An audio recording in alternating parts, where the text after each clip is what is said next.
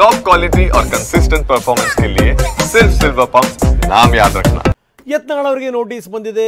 ನೋಟಿಸ್ಗೆ ಅವರು ಇನ್ನೂ ಕೂಡ ಉತ್ತರ ಕೊಟ್ಟಿಲ್ಲ. ಯಾಕೆ ಕೊಟ್ಟಿಲ್ಲ ಅನ್ನುವಂಥ ಪ್ರಶ್ನೆ ಅತ್ಯಂತ ಸಹಜವಾಗಿ ಇತ್ತು. ಈಗ ಬಂದಿರುವಂಥ ಮಾಹಿತಿ ಪ್ರಕಾರ ಇಲ್ಲ ಅವರು ಟೈಮ್ ಕೇಳಿದ್ದಾರೆ ಅಂತ ಯತ್ನಾಳ್ ಕಾದು ನೋಡುವ ತಂತ್ರವನ್ನು ಅನುಸರಿಸ್ತಾ ಇದ್ದಾರೆ.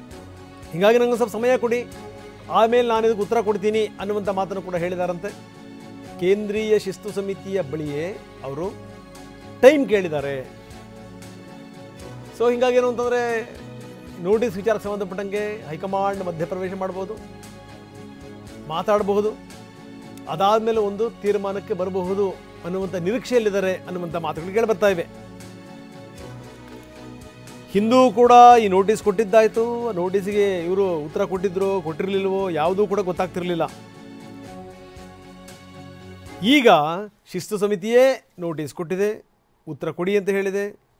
ನೀವು ಉತ್ತರ ಕೊಡಲಿಲ್ಲ ಅಂತಂತಂದರೆ ನೀವು ಉತ್ತರ ಕೊಡೋಕ್ಕೆ ಏನೂ ಇಲ್ಲ ವಿಷಯ ಅಂತ ತಿಳ್ಕೊಂಡು ನಾವೇ ಹೆಜ್ಜೆ ಮುಂದಿಡ್ತೀವಿ ಅನ್ನುವಂಥ ಮಾತನ್ನು ಕೂಡ ಹೈಕಮಾಂಡ್ ಹೇಳಿದೆ.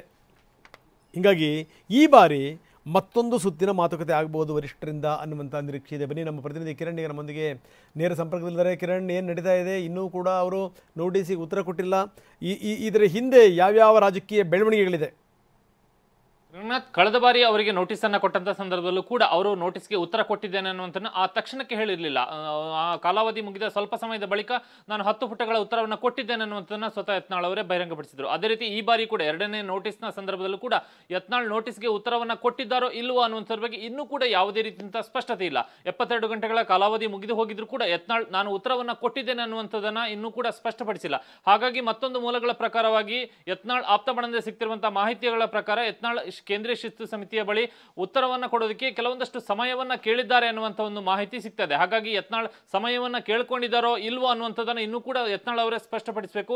ಉತ್ತರವನ್ನ ಕೊಟ್ಟಿದ್ದಾರೋ ಇಲ್ವೋ ಅನ್ನುವಂಥದ್ದನ್ನ, ಅಥವಾ ಕೊಟ್ಟಿದ್ರೆ ಯಾವ ರೀತಿ ಉತ್ತರವನ್ನು ಕೊಟ್ಟಿದ್ದಾರೆ ಅನ್ನುವಂಥದ್ದು ಅವರೇ ಸ್ಪಷ್ಟಪಡಿಸಬೇಕು. ಮತ್ತೊಂದು ಪ್ರಕಾರ ಇಲ್ಲಿ ಯತ್ನಾಳ್ ಅವರ ತಂಡದಿಂದ ಒಂದು ನಿರೀಕ್ಷೆ ಇದೆ. ಏನಂದ್ರೆ ಈ ನೋಟಿಸ್ಗೆ ಉತ್ತರವನ್ನ ಕೊಡುವಂತ ವಿಚಾರದಲ್ಲಿ ಅಥವಾ ಶಿಸ್ತು ಕ್ರಮದ ವಿಚಾರದಲ್ಲಿ ಹೈಕಮಾಂಡ್ ಮಧ್ಯಪ್ರವೇಶವನ್ನು ಮಾಡಬಹುದು.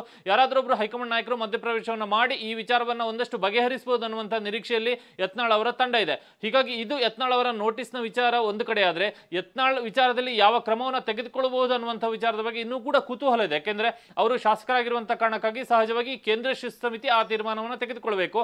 ಮತ್ತೊಂದು ಕಡೆ ಇಲ್ಲಿ ನೋಟಿಸ್ನಲ್ಲೂ ಕೂಡ ಶಿಸ್ತು ಸಮಿತಿ 72 ಗಂಟೆಗಳ ಅವಧಿಯಲ್ಲಿ ಉತ್ತರವನ್ನು ಕೊಡದೇ ಇದ್ರೆ ನಾವು ಮುಂದಿನ ಕ್ರಮವನ್ನು ಕೈಗೊಳ್ಳುತ್ತೇವೆ ಅನ್ನುವಂಥ ಎಚ್ಚರಿಕೆಯನ್ನು ಕೂಡ ಆ ನೋಟಿಸ್ನಲ್ಲಿ ಕೊಟ್ಟಿದೆ. ಹಾಗಾಗಿ ಯಾವ ಕ್ರಮವನ್ನು ಕೈಗೊಳ್ಳುತ್ತೆ ಅನ್ನುವಂಥ ವಿಚಾರದ ಬಗ್ಗೆ ಹೈಕಮಾಂಡ್ ನಿಂದ ಕೂಡ ಯಾವುದೇ ರೀತಿಯ ಮಾಹಿತಿಗಳಿಲ್ಲ. ಯತ್ನಾಳ್ ಉತ್ತರವನ್ನು ಕೊಟ್ಟಿದ್ದಾರೋ ಇಲ್ಲವೋ ಅನ್ನೋಂಥವ್ರಿಗೆ ಇನ್ನೂ ಕೂಡ ಸ್ಪಷ್ಟತೆ ಇಲ್ಲ.